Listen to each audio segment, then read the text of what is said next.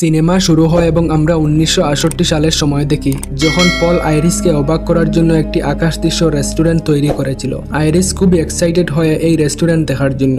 এই টাওয়ারের দৃশ্য আইরিস এবং পলের একটি ছবি তোলা হয় এবং অবশেষে এই লোকেরা রেস্টুরেন্টের ভিতরে আসে। রেস্টুরেন্টের নিচ কাঁচ দিয়ে তৈরি ছিল, নিচ থেকে সবকিছু দেখা যাচ্ছিল। রেস্টুরেন্টের একবারে মাঝখানে একটি কিচেন ছিল। লোকেরা এখানে পার্টি করছিল এবং তারপর আইরিস পলের পকেটে একটি গোলাপ রাখে। তখন কাঁচের টুকরো তার আঙ্গুলে কেটে রক্তপাত শুরু হয়, যার ফলে সে বমি করে। এটা দেখে রেস্টুরেন্টে আসা গায়িকা বুঝতে পারলেন যে আইরিস গর্ভবতী, কিন্তু যখন সে আইরিসকে জিজ্ঞেস করলো তখন আইরিস নিজেই তার কাছ থেকে জেনে গেল। তবু আইরিস খুব খুশি ছিল। এখানে সেই গায়কের ছেলেকে দেখতে পায় এবং কোনো কারণ ছাড়াই সেই বাচ্চাটির প্রতি আকৃষ্ট হয়। যাই হোক, সে পলের কাছে যায় এবং সে তাকে টপ ভিউ টেরিসে নিয়ে আসে, যেখানে সে আইরিসকে বিয়ের প্রস্তাব দেয়। আইরিস খুশি হয়ে তার বিয়ের প্রস্তাব গ্রহণ করে এবং তাকে সুসংবাদ দেয় সে গর্ভবতী, এবং এর সাথে পল খুব খুশি হয়েছিল। এখানে আইরিস লক্ষ্য করে যে গায়কের ছেলে এখানে উপস্থিত ছিল এবং সেই শিশুটি একটি কয়েন উপর থেকে নিচে ছুঁড়ে মারে। আমাদের দেখানো হয়েছে যে কয়েনটি মাটিতে পড়ার পরিবর্তে আউটডোর এসি ভ্যাকুম প্রেসারে এটিকে টেনে নিয়েছে। যখন এই সমস্ত লোক ডান্স করছিল তখন দেখি যে রেস্টুরেন্টের ফ্লোর কাঁপতে শুরু করেছে। কয়েনটি এসে ভিতরে ঘুরতে শুরু করে, ফ্যানের বাতাসে বের করে দেয়, আর হঠাৎ রেস্টুরেন্টের ভিতরের ফ্লোর ভেঙে সবাই পড়ে যায়। পল নিজেকে বাঁচাতে একটি কাঁচের টুকরো ধরে ফেলে যেটা তার হাতে ব্যথা করছিল, কিন্তু সে তখন নিজেকে বাঁচাতে পারেনি এবং পড়ে গিয়ে মারা যায়। আইরিস এবার আস্থা বেলার জায়গায় দাঁড়িয়েছিল, তাই সে নিজেকে বাঁচাতে সক্ষম হয়েছিল। এই নালীর ভিতরে যে কয়েনটি ঘুরছিল তা সেখান থেকে বেরিয়ে অন্য জায়গায় চলে যায়, আর গ্যাস পাইপ দিয়ে আঘাত করার সময় লিক হয়ে যায়, যার ফলে উপরের লাইভ কিচেন রেস্টুরেন্টেও আগুন ধরে যায় এবং সেই গায়িকা মারা যায়। এবং আইরিস নিজেকে বাঁচাতে পিয়ানোর নিচে লুকিয়ে থাকে। নিজেকে বাঁচাতে আইরিস লিফটে আসে, যা সেখানে মানুষ সম্পূর্ণ ভরা ছিল। লিফটের নিচে নামার আগে একজন লোক লিফটের নিচে চলে আসে, তাকে পিষে খুব ভয়ানকভাবে তার মৃত্যু হয়। লিফটটি এখানেই খারাপ হয়ে যায় এবং লিফটের ভিতরে থাকা সকল মানুষ মারা যায়। যখন সে আবার উপরে উঠে আসে তখন রেস্টুরেন্টের অর্ধেক অংশ একদিকে হেলিয়ে পড়েছিল। ভিতরের লোকেরা তাদের জীবন বাঁচাচ্ছিল। এই পুরো অংশের ভারসাম্য রক্ষা করতে পেরেছিল কেবল একটি পিয়ানো। ঘুরতে থাকা সেই কয়েনটি এসে পিয়ানোর উপর পড়ে ভারসাম্য হারিয়ে ফেলে এবং রেস্টুরেন্টে এই অংশটি পড়ে যায় এবং সেখানে উপস্থিত লোকেরা মারা যায়। আইরিস সেই গায়কের একটি ছেলেকে দেখলো, তাকে সে ধরেছিল। সে তাকে নিয়ে যেতে চাইলো তার জীবন বাঁচাতে, কিন্তু তার নিচের মাটি ফেটে গেল। নিজেকে বাঁচাতে সেই আংটি দুটি লোহার রডের মাঝখানে আটকে যায় এবং আংটিটি খুলে গেল, আর এইভাবে আইরিস এবং সেই শিশুটি পড়ে মারা যায়। আর এখানে হঠাৎ একটি মেয়ে চিৎকার করে উঠলো এবং আমরা বুঝতে পারলাম যে আমরা যা দেখতেছি তা হলো স্টেফেনি নামের একটি মেয়ের হ্যালুসিনেশন। সে এই সময় তার ক্লাসে বসেছিল এবং তার চিৎকারের কারণে তার ক্লাসে ডিস্টার্ব হয়। যখন তার শিক্ষক তাকে এই বিষয়ে জিজ্ঞেস করলো, স্টেফেনি তাকে বলেন যে আমি বারবার এই ধরনের হ্যালুসিনেশন এবং ভয়ঙ্কর স্বপ্ন দেখি। এই ভয়ঙ্কর স্বপ্ন থেকে সে চিৎকার করে জেগে উঠলো এবং তারপর তার রুমমেট তাকে পরামর্শ দিল যে তোমার পরিবারের সাথে এই বিষয়ে কথা বলা উচিত। সে তার বাড়িতে এসে তার বাবার সাথে দেখা করেছিল। ভাইয়ের সাথে দেখা হয় যার সাথে তার খুব ভালো সম্পর্ক ছিল এবং তারা দুজনেই তাদের মামার বাড়িতে যায়, যে তাদের মায়ের ভাই ছিল। তাদের চাচাতো ভাইদের সাথে তাদের অনেক ভালোবাসা ছিল। সবাই এখানে আনন্দ করছিল এবং যেখানে স্টেফেনি তার মামাকে তার দাদি আইরিস সম্পর্কে জিজ্ঞেস করেছে, অর্থাৎ আইরিস যাকে আমরা স্টেফেনি দেখছিলাম সে ছিল তার দাদি। তার মামার নাম শুনে তার কাকা স্টেফেনির উপর রেগে যায় এবং তাকে বলে যে তোমার দাদি আমাদের জন্য মারা গেছেন, তিনি পাগল হয়ে গেছেন, আমাদের ছেড়ে একটি দ্বীপে বসবাস শুরু করেছেন। এরপর তিনি আমাদের সাথে দেখা করতে আসেনি, এই কারণে তোমার মায়ের মানসিক অবস্থা অবনতি ঘটে এবং তিনি আমাদের ছেড়ে চলে যায়। তার চাচা তাকে বলে চলে যান, কিন্তু তার খালা তাকে সাহায্য করে এবং আইরিসের পাঠানো চিঠি তার ঠিকানায় এই আইরিসে কিছু জিনিসপত্র তাকে দেয়। এই জিনিসগুলোর মধ্যে পল এবং আইরিস স্কাইভিউ রেস্টুরেন্টের সামনে ছবি তুলেছিল। এটি দেখে স্টিফেনি খুব অবাক হয়ে গেল। এই ছবি, রেস্টুরেন্ট, এই সব কিছু তার দৃষ্টিতে এলো। এখন আইরিসের সাথে দেখা করার জন্য স্টেফেনি সেই দ্বীপে গেল, যেখানে একটা বাড়ি ছিল, কিন্তু এই বাড়ির অবস্থা খুবই খারাপ ছিল। তার বাড়ির সামনে ক্যামেরা স্টেফেনি নিজেকে পরিচয় দেয়, তাই আইরিস তাকে বাড়ির ভিতরে ডেকেছিলেন। আইরিস স্টেফেনিকে দেখে খুব খুশি হয়েছিল। সে স্টেফেনিকে তার মা সম্পর্কে জিজ্ঞেস করে, তাই স্টেফেনি তাকে বলে যে আমাদের মা ছোটবেলায় আমাদের ছেড়ে চলে গেছেন। এখানে স্টেফেনি আইরিসকে মূল কথাটি বলে যা আমি স্কাইভিউ রেস্টুরেন্টের সামনে তোমাকে এবং দাদুকে কল্পনা করেছি এবং সেই রেস্টুরেন্ট ধ্বংস হয়ে যাচ্ছিল, তোমরা সবাই মারা যাচ্ছিলে। এখানে আইরিস তাকে বলে যে তোমার যে স্বপ্ন দেখছো আমি সেই স্বপ্নগুলো দেখ, আর সেই স্বপ্নগুলোর কারণে সেদিন ঘটে যাওয়া সেই বড় দুর্ঘটনা থেকে আমি সবাইকে বাঁচাতে পেরেছিলাম। সেদিন আমি সেই শিশুটির হাত থেকে সেই কয়েনটি নিয়েছিলাম, যার কারণে পুরো ঘটনাটি ঘটেছিল। আর তারপর রেস্টুরেন্ট যে মেস ভেঙে পড়েছিল সেই আমি আগে থেকেই জানতাম, তাই আমি গিয়ে মাইক্রোফোনে ঘোষণা করলাম যে মেসটা ভেঙে পড়বে। এই কারণে লোকজন আগে থেকেই সেখান থেকে চলে যায়। এইভাবে অনেক মানুষ তার মৃত্যুর হাত থেকে রক্ষা পায়। স্টেফেনি অবাক হয়ে জিজ্ঞেস করে তুমি কি সেদিন সবার জীবন বাঁচিয়েছিলে? তাই আইরিস বলে হ্যাঁ, সেদিন আমি মৃত্যুকে মৃত্যুকে ফাঁকি দেবার সবার জীবন বাঁচিয়েছিলাম, কিন্তু মৃত্যু সেই সব লোকদের তাড়া করতে থাকে। মৃত্যু সেই ঘটনায় যারা বেঁচে গিয়েছিলেন তাদের সাথে খেলা শুরু করে। মৃত্যু সেই সব লোকদের খুঁজতে শুরু করলো এবং তাদের হত্যা করতে লাগলো। শুধু সেই সব লোকদের নয়, এমনকি যদিও তাদের সন্তানও তাতো মৃত্যু তাদের হত্যা করেছিল।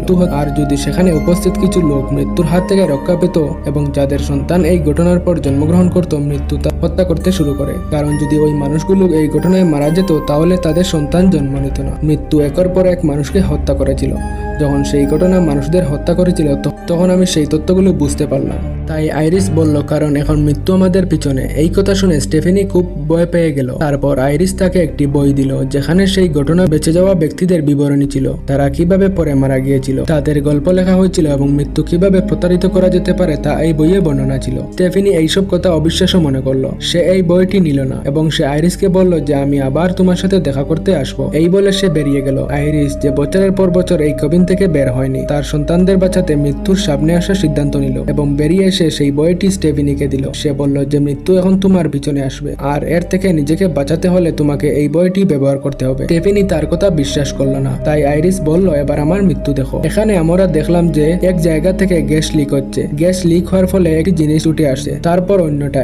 একইভাবে ফলে আইরিসের মুখে কিছু একটা এসে তার পিছন থেকে খুব ভয়ানকভাবে আঘাত করে এবং আইরিস সেখানেই মারা যায়। এখন স্টেফেনি আইরিসের কথা বিশ্বাস করতে শুরু করে। 2 দিন পরে আইরিসের শিষ্যকৃত্য অনুষ্ঠিত হয়, যেখানে স্টেফেনির মাও এসেছিল। এখন স্টেফেনি বুঝতে পারছিল যে তার পরবর্তী মৃত্যু তার মায়ের হবে। তার মাকে বাঁচানোর জন্য সে আইরিসের দেওয়া বইটি পড়তে শুরু করে, যেখানে আইরিস সেই কয়েনটি লুকিয়ে রাখল, যার কারণে সেদিন ঘটে যাওয়া দুর্ঘটনা থেকে মানুষকে বাঁচিয়েছিল। সবকিছু বুঝতে পেরে স্টেফেনি এখন তার পরিবারকে ফোন করে যাতে তাদের সতর্ক করতে পারে, কিন্তু কেউ তার ফোন ধরছিল না। এখন দেখানো হয়েছে যে স্টেফেনির পুরো পরিবার পার্টি করছিল। এই পার্টি দেখানো হয়েছে যে মৃত্যুর খেলা শুরু হয়ে গেছে। এখানে একটা কাঁচ ভেঙে গেল আর একটা কাঁচ আরেক টুকরো কাঁচের বরফের মধ্যে এক টুকরো স্টেফেনির কাকার গ্লাসের মধ্যে ঢুকে গেল আর সেই গ্লাস এক পাশে রেখে সেখান থেকে চলে গেল। এছাড়া এখানে উপস্থিত অন্য জিনিসগুলো ধীরে ধীরে তাদের জায়গা থেকে নড়াচড়া শুরু করলো। স্টেফেনি কাকার হাত থেকে গ্লাসটি পড়ে যায় এবং গ্লাস এক টুকরো ভেঙে তার পায়ের মধ্যে ঢুকে। বেতার কারণে সে সেখানেই পড়ে যায়। তার পড়ার কারণে এখানে মাটিতে যে ভাইব্রেশন হয় এই যন্ত্রর গাছটি গাছ যন্ত্রের উপর পড়ে এবং সেই যন্ত্রটি হঠাৎ করে স্টেফেনির মামার মুখের উপর চলে আসে এবং তারপর পুরো মুখ পিষে তাকে হত্যা করে। এই ভয়াবহ মৃত্যুর সাথে সাথে সবাই খুব ভয় পেয়ে যায় এবং স্টেফেনি খুব ভয় পেয়ে গেল। এখন সে পুরো পরিবারকে ব্যাখ্যা করে যে মৃত্যু কিভাবে তাদের পথে আসছে। সে বলল যে আইরিস সেদিন টাওয়ারটি রক্ষা করার পরও সেই টাওয়ারটি ভেঙে পড়া অবস্থায় বেঁচে থাকা সকলের মৃত্যু টার্গেট করতে শুরু করে। মৃত্যু তাদের পরিবার সম্পূর্ণরূপে ধ্বংস করে দেয় আর এখন কেবল তাদের পরিবার এবং অন্য ছেলের পরিবার বেঁচে আছে। স্টেফেনি তাদের বলে যে প্রথমে আইরিস মারা গেছে, তারপর তার বড় ছেলে, তার কাকার মৃত্যুর পর তার মেয়ের পালা। যখন আমার মা মারা যাবে তখন আমিও মারা যাব। সবাই স্টেফেনির কথা শুনলো, কিন্তু কেউ তার কথা বিশ্বাস করলো না। তার মামার ছেলে মেয়েরাও তার ভাই বোনেরাও তার উপর রেগে গিয়েছিল যে সে তার বাবার মৃত্যুর নিয়ে মজা করছে। এখানে কেবল একজনই স্টেফেনির কথা বিশ্বাস করতো, সে ছিল স্টেফেনির মা। কিন্তু স্টেফেনি তার মায়ের সাথে ভালোভাবে কথা বলছিল না। এখানে আমাদের মামার বড় ছেলেকে তার পিসিনিং দোকানে দেখানো হয়েছে। সে তার কাজ শেষ করে দোকান বন্ধ করে দেয় আর তার বাবার স্মৃতির উদ্দেশ্যে সে তার হাতে একটি ট্যাটু করে। ওই সময় সে তার নাকে একটি পিন পড়েছিল। তার নাকের ছিদ্র দেখানো হয়েছে। এই হঠাৎ উপরে একটি পাখা চালু হয় এবং যার সাথে সাথে একটি চৌম্বকীয় শিকল ছিল যা তার নাকের ছিদ্রের সাথে আটকে যায় এবং ফ্যান চালুর সাথে সাথে সেই শিকলটি ঘুরতে থাকে এবং তাকে ঘুরাতে থাকে। নিচে প্রচুর কেরোসিন ছিল এবং যার মধ্যে লাইটার আগুন জ্বলে, লাইটারের মাধ্যমে আগুন জ্বলে। সে নিজেকে সেই শিকল থেকে মুক্ত করে এবং কিন্তু নিচে আগুনে পড়ে যায়। আমরা দেখতে পাই যে দোকানে আগুন লেগেছে। স্টেফেনি যখন জানতে পারে যে তার দোকানে আগুন লেগেছে তখন সে সকালে ওঠার সাথে সাথে তার দোকানে যাওয়ার সিদ্ধান্ত নেয়, কিন্তু সে তার গাড়ির সামনে এসে তাদের থামায়। অবাক করার মতো বিষয় হলো যে তার হাত ছাড়া তার কোনো জায়গায় আঘাত লাগেনি। সে নির্বিঘ্নে কথা বলছিল। এই দ্রুতগতির ট্রাক এখানে এসে তাকে ধাক্কা দেওয়ার চেষ্টা করে, কিন্তু এতে তার কোনো ক্ষতি হয়নি। এটা দেখে সে স্টেফেনিকে বলে, দেখো আমি তোমাকে বলছিলাম যে আমার কিছুই হবে না। এখানে স্টেফেনি অনুভব করছিল যে তার কথাগুলো আজে বাজে। তার কথা মনোযোগ দেওয়ার পরিবর্তে সে রাস্তার জিনিসগুলোর দিকে মনোযোগ দিচ্ছিল। কোনো জিনিসগুলোই তার ক্ষতি করতে পারে। এখান থেকে একটি আবর্জনার ট্রাক যাচ্ছে। স্টেফেনি তাকে সেখান থেকে দূরে থাকতে বলে, কিন্তু সে গিয়ে ট্রাকটিকে জড়িয়ে ধরে আর আসলে তার কিছুই হয়নি। সে স্টেফেনিকে বলে, দেখো আমি তোমাকে বলছিলাম যে তুমি এটা নিয়ে অতিরিক্ত চিন্তা করছো। ছেলেটির অন্য বোন হাঁটতে বের হয়। হঠাৎ তার পায়ে একটি বল লাগে, এর ফলে সে আবর্জনার জুড়িতে ঢুকে যায়, তাকে ট্রাকে ফেলে দেয়। তারা তিনজন এই ঘটনা দেখলো। তারা তিনজনই দ্রুত ট্রাক থেকে টামানোর চেষ্টা করে। স্টেফেনি নিজের জীবন পরোয়া না করে সে ট্রাকটির উপরে, কিন্তু দেখা গেল যে আবর্জনার ভিতরে পিষে ফেলা হচ্ছে। এবং এই মেশিন সেই মেয়েটির শরীর টুকরো টুকরো করে দেয়। স্টেফেনির হাতে কেবল তার হাত ছিল আর সে মারা গেল। তার মৃত্যুর কারণে সবাই বিষণ্ণ হয়ে পড়েছিল। স্টেফেনির ভাই তাকে বলে তুমি ঠিক বলছো, কিন্তু ওই সময় স্টেফেনি তার অনুমান বিশ্বাস করেনি। তার বড় ভাই মারা যাওয়া উচিত ছিল। তারপর তাদের খালা এসে একটি বড় সত্য প্রকাশ করলো যে আসলে সেই ছেলেটি স্টেফেনির মামার আসল ছেলে ছিল না। এই কারণে সে মারা যায়নি, বরং তার বোন মারা যায়। সে তার মামার বড় মেয়ে ছিল। আর এই কথা শুনে স্টেফেনি অবাক হয়ে গেল। সবাই এখানে স্টেফেনির সাথে ছিল, কারণ সবাই তাকে বিশ্বাস করতে শুরু করেছে। যে মেয়েটি মারা গিয়েছিল তার ছোট ভাই স্টেফেনিকে বলে এর মানে হলো এবার আমার পালা। সে বলল স্টেফেনি আমি মরতে চাই না, তুমি আমাকে কিভাবে সাহায্য করবে? স্টেফেনি বলে আমি বাঁচাতে চাই, কিন্তু আমি জানি না কিভাবে করব। তারপর তার ভাই বলে দেখো তুমি আগেই বুঝতে পেরেছিল কি ঘটতে চলেছে, তুমি বুঝতে পারবে শুধু তোমার চারপাশের পরিবেশ অনুভব করো। স্টেফেনির মনে আছে যে আইরিস তাকে একটি ছেলের কথা বলেছিল যে সেদিন সে বেঁচে গিয়েছিল। সে আজও একটি হাসপাতালে কাজ করছিল। সে জীবিত ছিল এবং সে মৃত্যুকে টকিয়েছিল। সে জানতো কিভাবে মৃত্যুকে টকাতে হয়, তাই তারা তার কাছে যাওয়ার সিদ্ধান্ত নেয়। যখন তারা এখানে আসে এবং তার নাম ছিল জেডি, তখন সে অবাক হয়ে যায়। তাকে কেবল এই নামে আইরিস ডাকো। তারা তাকে জিজ্ঞেস করে তুমি আইরিস কিভাবে চিনো? সে বলল যখন টাওয়ারের ঘটনা ঘটছিল তখন আমি সেখানে ছিলাম। আমি ছিলাম সেই গায়িকার ছেলে। এবং জেডি স্টিফারের পুরো কথা মনে পড়ে গেল আর সে তাকে চিনতে পারলো। এবং এই লোকটি আরো বলল যে আইরিস অনেক বছর আগেই তার সাথে দেখা করতে এসেছিল, কারণ সে তার স্বামী পলের মৃত্যুর জন্য ছলনা করতে চেয়েছিল। কিন্তু অনেক চেষ্টার পরেও সেই লোকেরা জীবন বাঁচাতে পারেনি। স্টেফেনি জিজ্ঞেস করে এমন কেউ কি আছে যারা এই মৃত্যুকে বেঁচে গিয়েছিল? তখন সেই লোকটি উত্তর দেয় হ্যাঁ, দুজন ব্যক্তি আছে যার মৃত্যুকে প্রতারণা করেছে, কিন্তু এইভাবে নয়। মৃত্যু প্রথমে জিতেছে। মৃত্যুর প্রথম তাদের স্বীকার করেছিল এবং তারা মারা গেছে, কিন্তু কিছুক্ষণ পর ডাক্তার বা অন্য কারো প্রচেষ্টায় তারা পুনর্জীবিত হয় এবং তারপর মৃত্যু তাদের তাড়া করেনি। স্টেফেনি তাকে বলে দয়া করে আপনি এই কাজে আমাদের সাহায্য করতে পারেন, আমাদের সাহায্য করুন। কিন্তু লোকটি বলে না, আমি মৃত্যুকে অলঙ্ঘন করতে পারবো না, কিন্তু আমাকে মরতে হবে, কারণ আমি ক্যান্সারে ভুগছি আর আমরা সবাইকে একদিন মরতে হবে। আমরা মৃত্যু থেকে পালাতে পারি না, এটাই আমাদের শেষ পর। তার আগে আমাদের বাকি সময়গুলো উপভোগ করা উচিত। যখন এইসব মানুষ খুব দুঃখী ছিল তখন তাদের একজনের মাথায় একটি ধারণা আসে যে সে তার ভাইকে বাদাম খাওয়াবে যে সে মারা যায়, কারণ তার ভাইয়ের বাদামে অ্যালার্জি ছিল। এইভাবে বাদাম খাওয়ার পর সে মারা যেতে পারে। কিন্তু তার প্ল্যান ছিল যেহেতু সে তার মৃত্যুর কাছাকাছি থাকবে, তাই সে তাকে অ্যালার্জিক এবং চিকিৎসা সেবার মাধ্যমে সুস্থ করে তুলবে। এইভাবে তারা মৃত্যুকে ফাঁকি দেবে। কিন্তু যখন বেন্ডিং মেশিনের কাছে আসে, বেন্ডিং মেশিন কাজ করে না। সে তাড়াহুড়া করেছিল, সে হাতে বাদাম বের করার চেষ্টা করেছিল, কিন্তু মিশনের একটু আগলা হওয়ার কারণে তারপর তারা লুকানোর জন্য একটি ঘরে আসে। সে তার ভাইকে বলে এখানে অপেক্ষা করো, আমি তোমার জন্য একটি অ্যালার্জিক ঔষধ নিয়ে আসছি। এই বলে সে দরজা বন্ধ করে দেয়। দরজা ধাক্কা লাগার সাথে সাথে কিছু বুতাম টিপে দেওয়া হয় আর এমআরআই মেশিন কিছুক্ষণ পর ছেলেটিকে একটি ইনজেক্টরে হুইল চেয়ার নিয়ে ফিরে আসে। সে তাকে চকলেট বাদাম খেতে বলে। তার প্ল্যান পূরণ করার আগেই এখানে এমআরআই মেশিন চালু হয়ে যায়। এই উচ্চ চৌম্বকীয় রশ্মির কারণে এই সমস্ত ধাতব বস্তুকে নিজের দিকে টেনে নিতে শুরু করে।